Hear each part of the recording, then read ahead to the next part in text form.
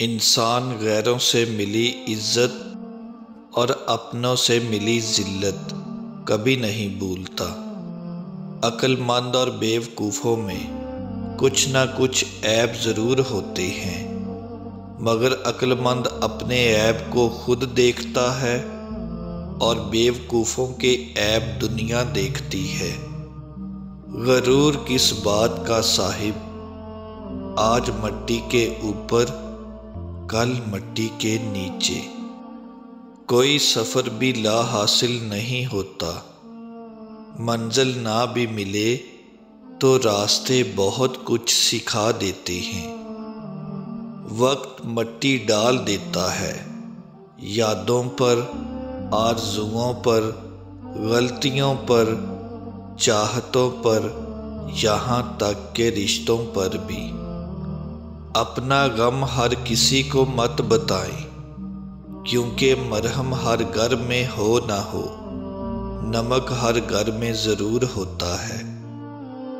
رشتوں کے بازار میں آج کل وہ لوگ ہمیشہ اکیلے ہی پائے جاتے ہیں جو دل اور زبان کے سچے ہوتے ہیں۔ عمر اور زندگی میں کیا فرق ہے؟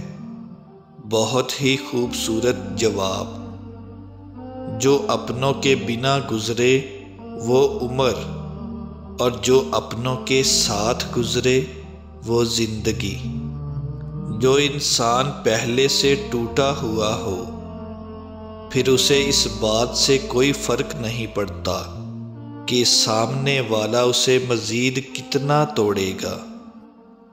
انسان کی سب سے بڑی پریشانی یہ ہے کہ انسان تقدیر سے بہت زیادہ مانگتا ہے اور وقت سے پہلے چاہتا ہے۔